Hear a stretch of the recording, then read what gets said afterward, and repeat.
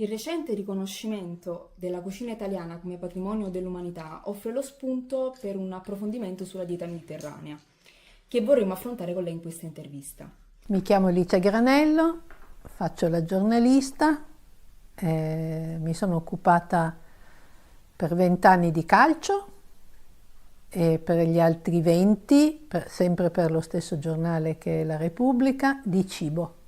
Cibo non significa critica gastronomica, ma significa cibo. Cibo come cultura, direbbe Massimo Montanari. Quindi dalle stalle alle stelle.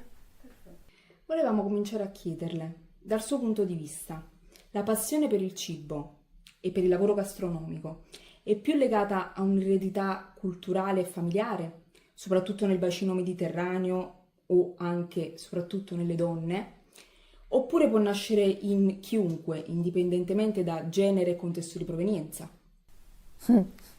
Bella domanda.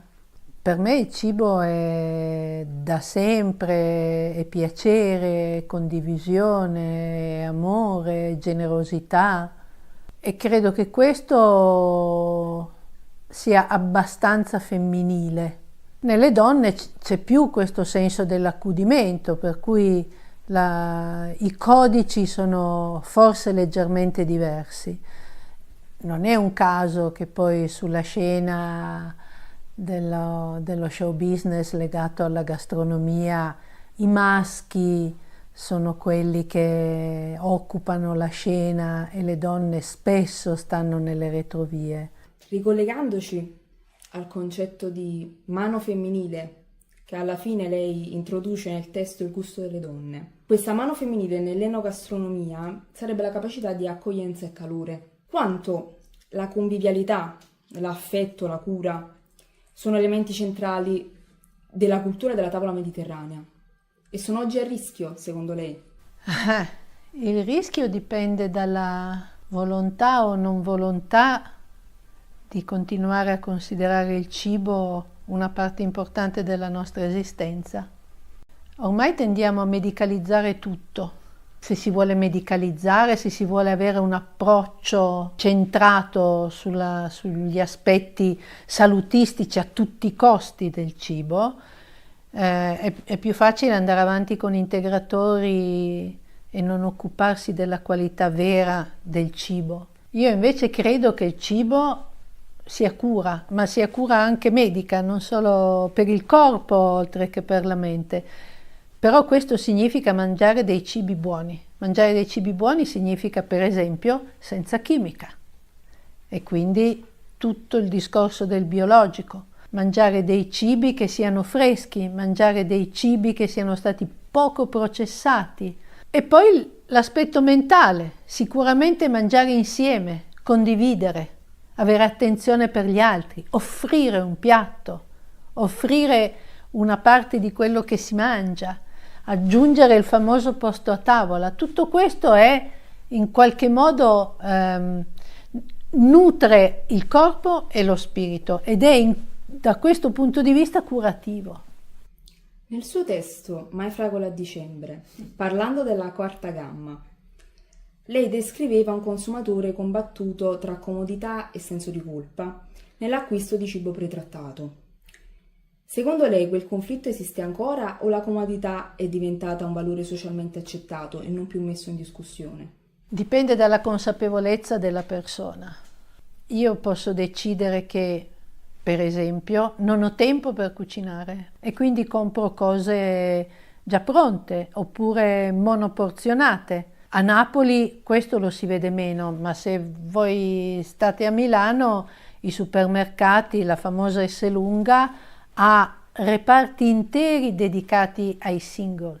Questa è una possibilità, però dall'altra parte, se si è consapevoli, allora si va alla Pigna Secca, si compra 1 chilo di alici già spinate, si spendono 10 euro e con quei 10 euro si fanno 6-8 porzioni di cibo fresco, sano, carico di omega 3, pesce azzurro, a un costo ridicolo. Si parte dalla testa, è quella che fa la differenza. Raccontando l'esperienza dell'azienda Marelli, emerge un uso consapevole dell'innovazione. Secondo lei, è una condizione necessaria perché una tradizione culinaria resti viva? Assolutamente sì, cioè la tecnologia al servizio dell'uomo e della donna, cioè è indispensabile. Pensate ai passi in avanti enormi che sono stati fatti nelle produzioni alimentari. È la nostra cultura che non è andata avanti, la nostra consapevolezza. Se io oggi chiedo a 100 persone, compresi voi che mi state intervistando, la differenza tra olio d'oliva e olio extravergine d'oliva, non mi rispondete, ma dal punto di vista della percentuale vi assicuro che, non so, stiamo sotto le dita di una mano sola. Eppure l'olio è un ingrediente principe della cucina, non italiana, mediterranea. Allora, se non si sanno queste cose, diventa poi complicato essere consapevoli. Per essere consapevole devo essere prima informata, ma non ci sono corsi di cultura alimentare che dovrebbe essere insegnata fin da piccoli. Un mio amico Nick Lander del Financial Times diceva: un paese come l'Italia che non ha un ministero dell'alimentazione è come se in Arabia Saudita non ci fosse il ministero del petrolio. La dieta mediterranea viene spesso ridotta a uno schema nutrizionale. Qual è secondo lei l'aspetto culturale più frainteso di questo modello alimentare?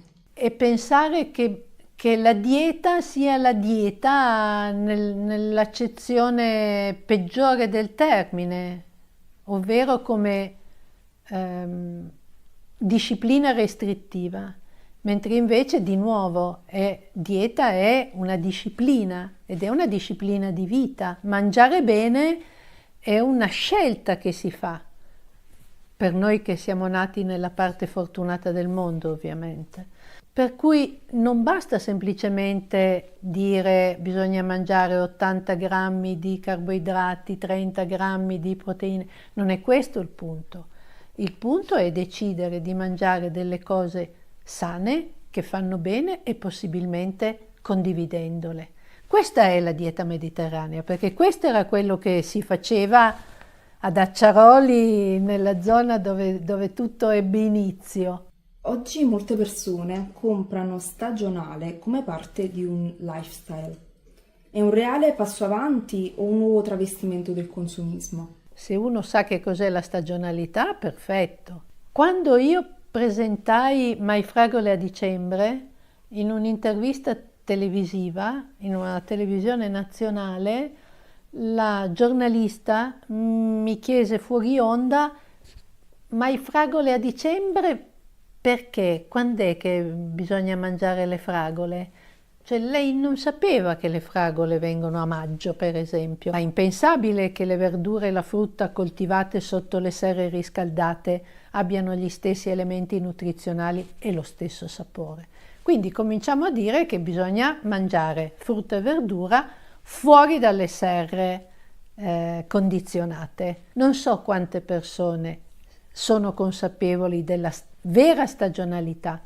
Quali vantaggi offrono le aziende familiari nel preservare e trasmettere i valori della dieta mediterranea rispetto ad altri modelli imprenditoriali? Beh, insomma, noi viviamo in un paese che dovrebbe avere come claim piccolo e bello. Tutte le volte che c'è un'impresa familiare che porta avanti la sua missione, la chiamerei, va benissimo, va benissimo. L'importante è non morirci dentro, cioè riuscire a dare un senso futuro a quello che si fa, anche attraverso l'innovazione, attraverso la conservazione di alcuni valori e l'innovazione tecnologica che ci permette di portarli avanti. Nel libro cita il concetto di colonialismo gastronomico. L'era digitale ci ha aiutato a superare questo egocentrismo culturale o continuiamo a consumare versioni stereotipate, semmai dell'Oriente, del cibo orientale? Bisognerebbe andare sul posto. Ogni volta che ho intrapreso un viaggio, e ho avuto la fortuna di farne tanti, ho scoperto che la cucina di quel paese là, mangiata là, era tutta diversa da quella mangiata qua. Quindi sicuramente da questo punto di vista uno va in Giappone e poi dice aspetta, il sushi è un'altra roba.